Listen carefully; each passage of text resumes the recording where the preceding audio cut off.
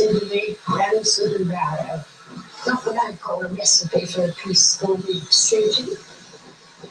Makes you wonder what they'll be shooting at by the end of it. So, Daisy, what do you work out while they're away? I haven't decided yet. You don't sound very keen. To be honest, sometimes I'm not sure I should go on with it.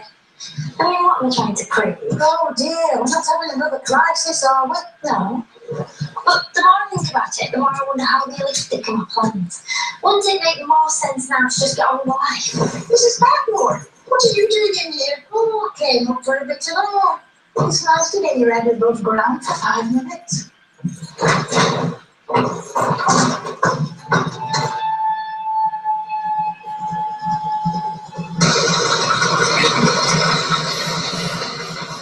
Now, for Rose's sake, we must all be on our best behaviour. I agree. Cinderby always looks as if he's spoiling for a fight, whether he is or not. So we must all be careful not to give him grounds for one. I wonder if I was right to come. I don't want to sound like Larry Gray, but I'm not Lord Cinderby's idea of the perfect son-in-law. Stop the nonsense. We can always stick together. For once, I agree with Mary. We'll enjoy it when we get there. Besides, you're a good shot. Any host will forgive a lot if you get the numbers up. What is it? Can we do anything to help? Yes, stop fussing. I suggested to Mary that she take the children to Lake Gormlike for a picnic. Do you think it's too dangerous? Shall I telephone to cancel it? Why don't you just shut them up in a box in the attic and let them out when they're 21? Don't let them come. Well, honestly, I'm the mother around here and I'm not panicking.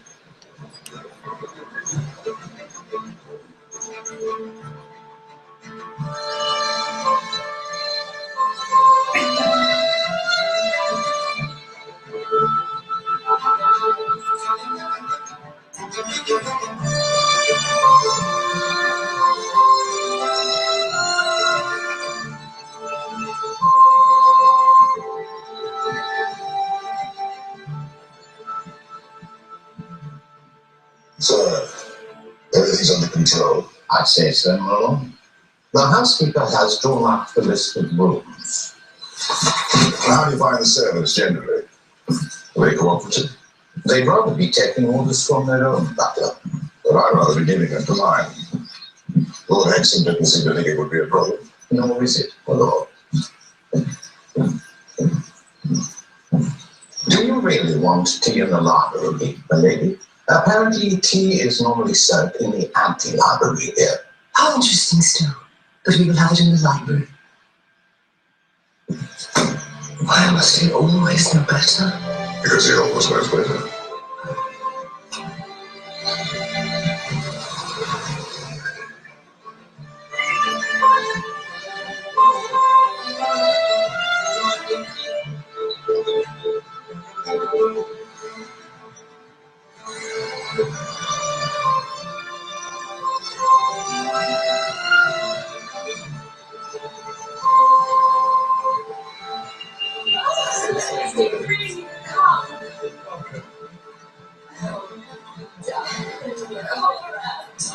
How was Venice? Wonderful. Sublime. There was water all over the streets. What a marvellous place this is. Do you know it? I came here once when I was young, in old Lord Hexam's day. They were trying to unload a Nice. The new was not much here, which is why they let out the shooting. Luckily for us. Welcome to Brancaster. I hope you had a decent journey. This is Stowe, who we brought with us. He'll be running it all. Quite a challenge for you. We're not a very big party, so we'll be quite cosy. We know some of the locals, which is one of the reasons we took it. And Lord Hexam has asked us to be kind to a couple of his late father's pals. That seems a bit steep, given what Lord Cinderby must be in for. Can't we use Christian names? My name is not a Christian name. You know what I mean. Shall we go through? Perhaps you go for the May I introduce myself? I'm Mr. Barrow, valet to the Earl Grantham. I believe you are temporary valet to Lord Grantham. The sad story of Mrs. Bates has reached our ears. Youth travels fast. I'm Lord Cinderby's butler, Stowe. Oh, so you're a novice here too? I'm not a novice anywhere. Those of Mr. Branson. He's a man without a mind. Few chauffeurs travel with a valet. Heavens, you are up to date with your detail, Mr. Stowe. How can you bear to wait on him? We do what we have to do, don't we? On which subject? You will have part as a footman while you're here. Excuse me, I am an underbutler. Lord Hexham is seldom at home, and so they do not maintain full staff. You will serve as a footman. Don't worry, we'll find you a livery. Are the rooms of Lady Graff and Lady Mary and Lady Edith close by? I'm needing all of them. Then you'll be sturdy by the time you get home. What does Mr. Branson do when the others are shooting? Pick up or read motor magazines. In fact, he's a very good shot. Is he indeed? I suppose that was his training with the Athenians. Well, I'm sorry if we're not up to your standards, Mr. Starr. She arrived about 6 and came straight here. That'll give her time to change. I doubt she has much to change into. Yes, well, I'll see to that. And the prince, I've asked him for dinner at 8. You'll be there a few minutes before. Suppose he brings his toothbrush. I'll let him stay. I mean, they're well and truly married. God knows I can swear to that. And I've asked Lord Merton. Yes, he can talk to the princess. You know, they can discuss syringes and stitches and things. What fun you make it sound. Rather large party. Atticus has a friend, Charlie Rogers. He's about an hour away. He's coming on Thursday. And we've got the agent, Mr. Perrin, coming. You should invite Shrimpy. He's a marvelous shot. I gather you've asked a few of Lord Hexam's friends. Very good of you. Well, I suspect some of them have had to overcome their principles to accept my hospitality. The English have strong principles, except when it comes to the chance of good shooting or eating well. Ah, true. You. Milk. I was wondering if I might have some sugar. Oh, no. I'm afraid Storm's a swab. He'll find out about Tom's background and now he's punishing him for it. Well, we can't allow that. You don't think I've noticed that before? My mother's maid gave it to me as a wedding present. So when I was a girl, if I was ill, she would make the most delicious chicken broth and serve it in this. There's nothing better than chicken broth as a pick-me-up. And it really was delicious. I remember it to this day. She used to say every good lady's maid should know how to make a restorative broth. Those days are gone, I'm afraid. Quite gone. They must have come. I'm not sure I'd agree. You mustn't be jealous when Denke is saying she can cook. I was not so much jealous as dubious, my lady. You'll have to prove it wrong one day, Denke. Yes, prove me wrong, and make us all a delicious broth. Well, we'll see. That's right. Seeing is believing. Thanks, Denke.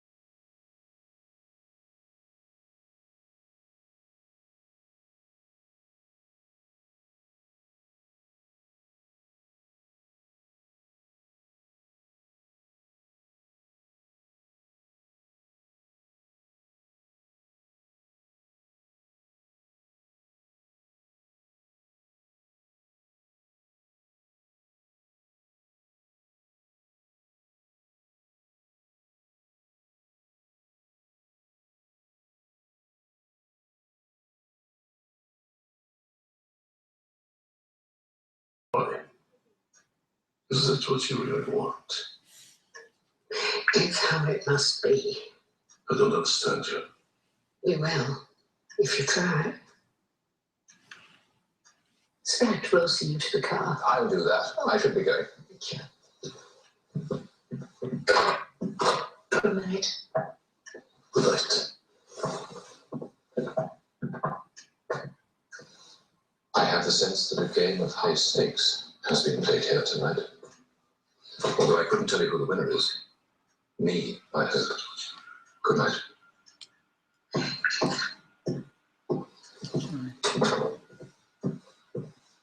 So, have you told the prince his cause is hopeless? Yes. I am sad to say. Sad. I will never again receive an immoral proposition from a man. Was I so wrong to savour it?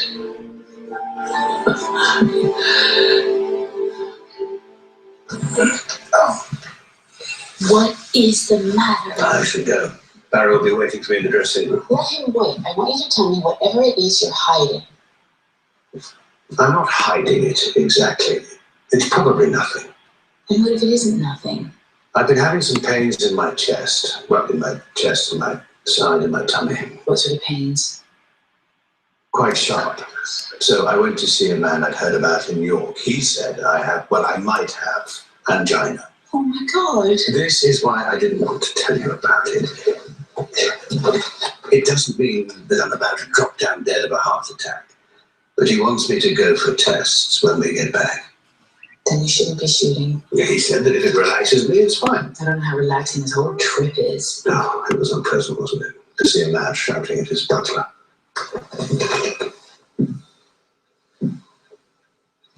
I think I will speak to Edith. Why now? Well, you never know what's coming, do you? I want to make it clear that everything's all right between us. Please look after yourself. But that's your job, my darling, and you do it so well. Mrs. Crawley said how much she enjoyed the evening, my lady. It was colourful. Thank Mrs. Potter for the delicious dinner, but please tell her I need a rest from such rich delights. You want to go up, my lady? Yes. What about some of Miss Stenker's famous broth? I'm aware that you're teasing, Sprat, but as a matter of fact, it would be very nice. Miss Stenker, would you take up the challenge of the wooden spoon? Oh, wouldn't I be in Mrs. Potter's way? I'd never want to be a nuisance. I bet you wouldn't, and there's a stove in the still room. Could you manage with that, Tinker? I'd be delighted, my lady. You see, Sprat, not every spring and lever obeys your touch. Come in. Papa, is something the matter? No, nothing's the matter. That's what I want to make clear. I don't understand. What's this about? Marigold. I see. And what do you want to say about Marigold? I think you know what I want to say. What I want you to say. I can't give her up. Of course not. Have you told Tom? No, but he might have guessed. So now everyone knows. Everyone except Mary. I want your forgiveness, Papa. Am I allowed to say that still? It's not the way I'd have had things. I won't lie to you about that. But this is what's happened. I believe Michael Gregson was an honourable man. Oh, he was, Papa. He really was. He would have married me as soon as he could. I know that. I think so too. So now we must do our best for his child, for his sake, as well as yours. That's so lovely of you. But I think we should keep it in the family. Even in 1924, there are plenty of people who might be unpleasant. But do you forgive me, Papa? Oh, my darling. I'm sure I need your forgiveness quite as much as you need mine.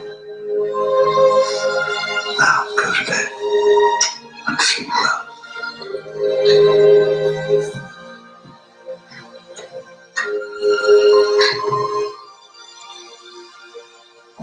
I gather you got more than you bargained for. I've had my run-ins with his lordship before, but I've never been insulted in public, and I don't intend to start now. Still, Mr. Stowe got a flea in his ear, and that's what I wanted. What you Lady Mary wanted, perhaps. I've got bigger plans now. What do you mean? Oh, you'll see. Yes. What do you want? To have my sympathy, Mr. Stowe. Be insulted me and all, you know. I felt for you. And I thought you showed great restraint. For a servant in that situation, restraint is Hobson's choice.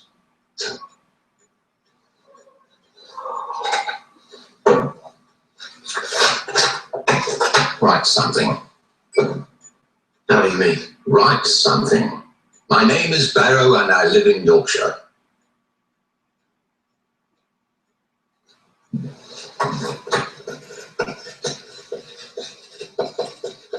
Kitty coming. Got your arm.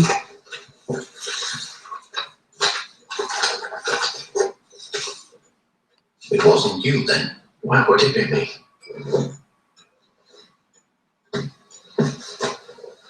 The staff resent me. Their butler's on holiday and they hate taking orders from me. That doesn't give his lordship much excuse to behave as he did. His lordship. His lordship with a title that's not 10 minutes old. I know a lot about his dirty-fingered lordship, and he's forgotten that. I expect you could tell me things you wouldn't much like to read on the front page of the Times. You'd be surprised. Go on then. Surprise me.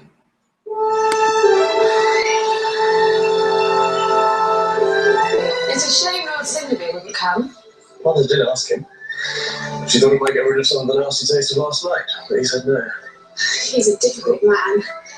Well, shouldn't I say that? You can say what you like after that dinner. Oh well, at least we gave the county something to talk about. Well, I wonder what the truth was about the letter from the valet.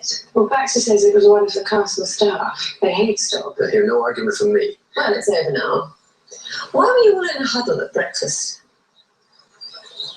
Atticus has been offered a job in New York. Oh, congratulations. Thank you. Can't you get to America soon? I am. I'm going to Boston. When? I'm planning to spend Christmas at Denton and leave in the new year.